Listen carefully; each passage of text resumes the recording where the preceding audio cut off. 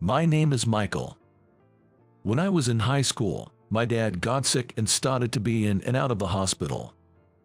Since it was tough with just my mom working, I dropped out of high school to get a job. I'm sorry, Michael.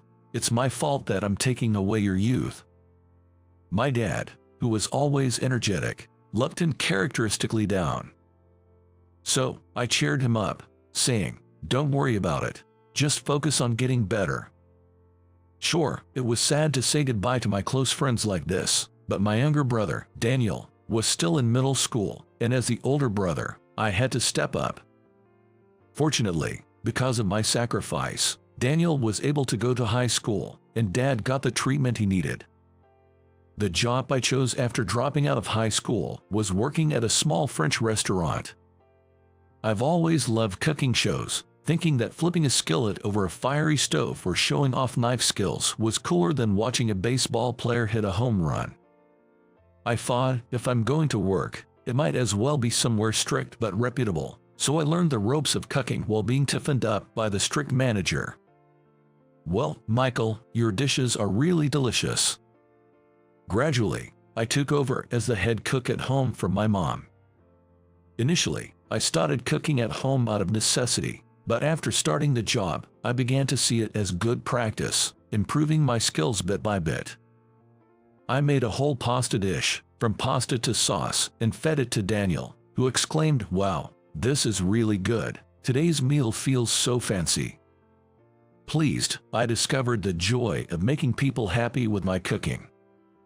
Becoming interested in the world of cooking, I aimed to become a chef.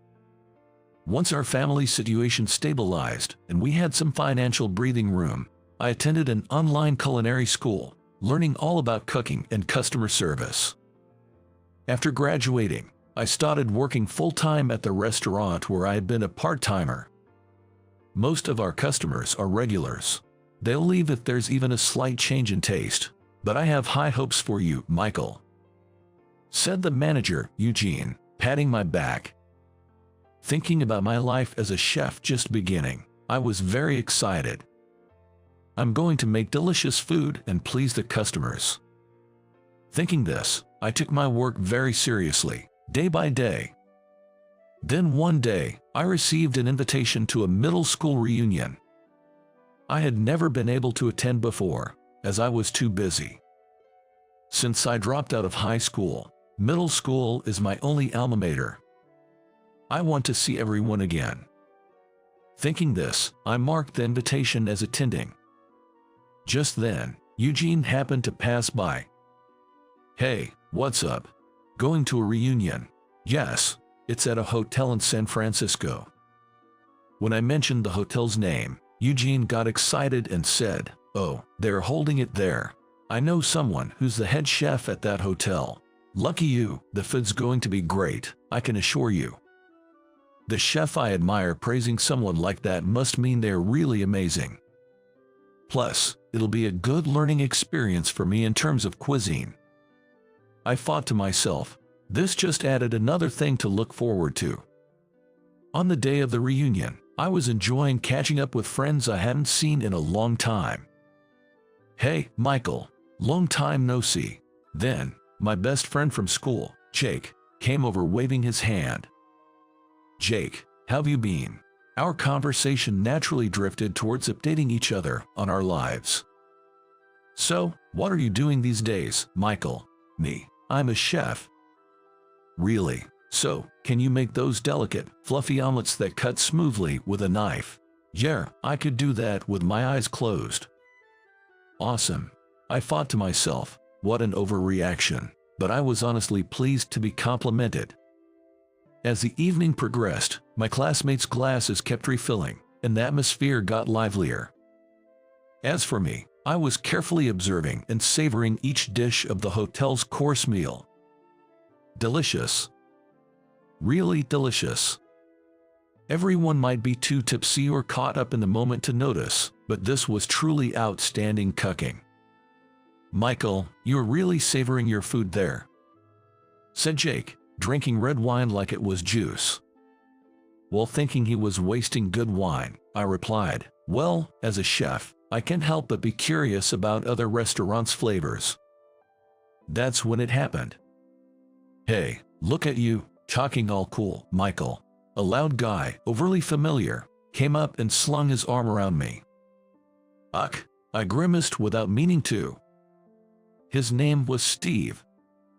I knew him because we hung out a few times, but I always found Steve a bit hard to deal with.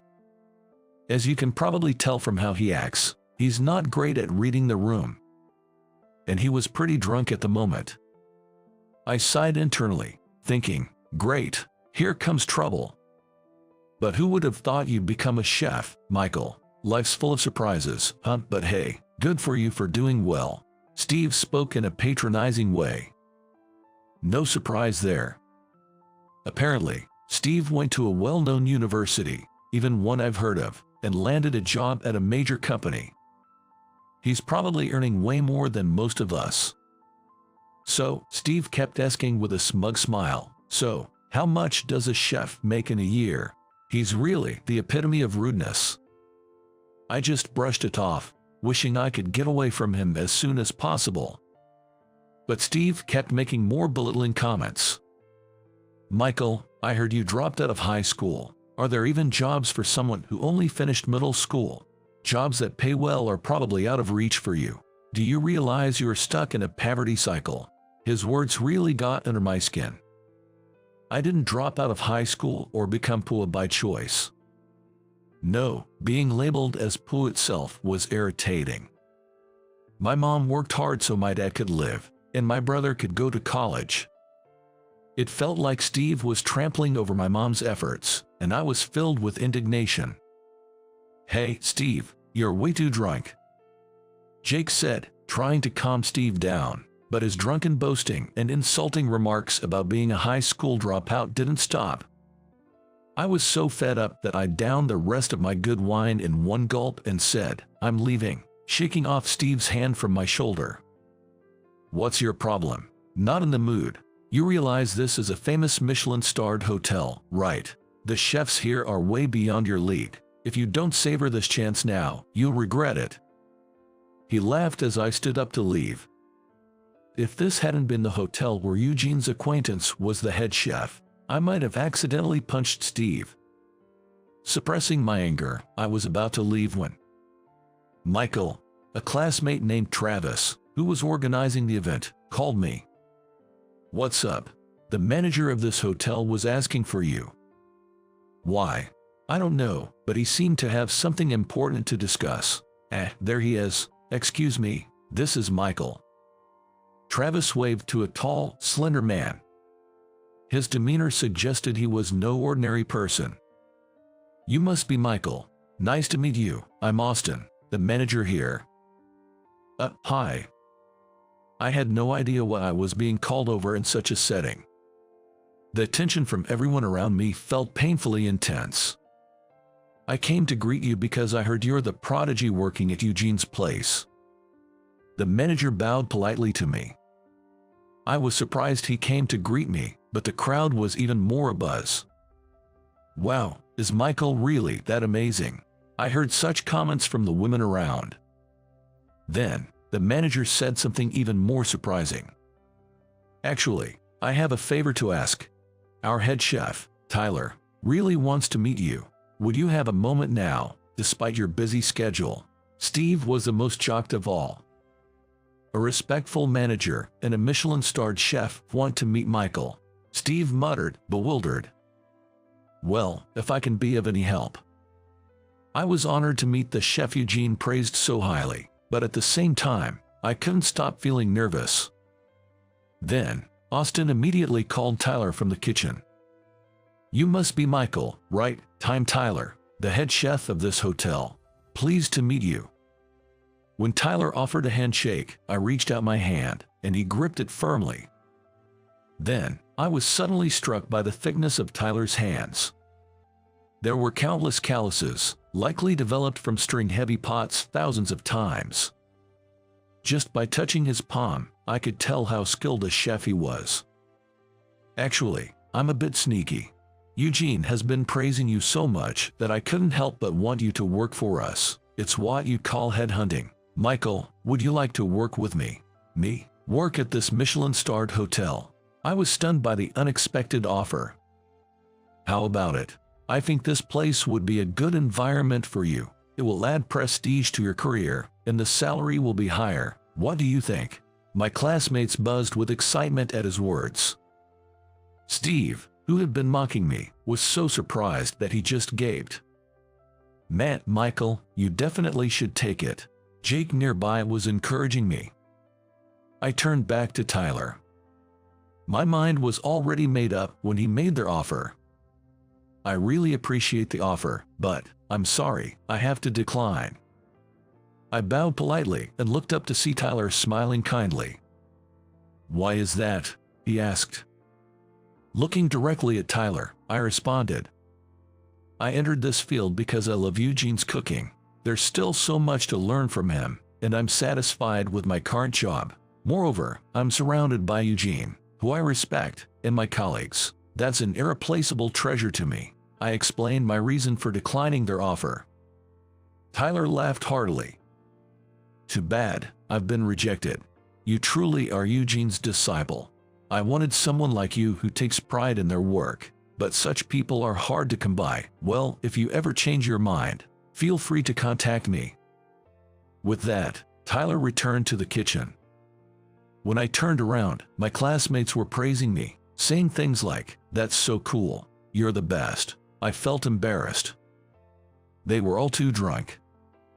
Then Jake, who was beside me, said, "I'll visit your restaurant next time." And I replied with a smile, "Yeah, come anytime." The next day, Eugene heard about what happened from Tyler and asked me, "Are you sure about your decision, Michael?" I'm satisfied with my current job and life, so I have no regrets. Besides, there's still so much I want to learn from Eugene, I said with a smile. Is that so? I understand, Eugene said, smiling somewhat happily. As an aside, a few days later, I received a call from Steve, who had bragged at the reunion. I'm sorry about that time. He apologized for his rude behavior, even though he was drunk. You're actually an amazing person, aren't you? I'm not amazing. I just love cooking. You should come to the restaurant where I work sometime. I'll definitely visit. I always want to provide the best service to those who come to eat my cooking. That's my pride.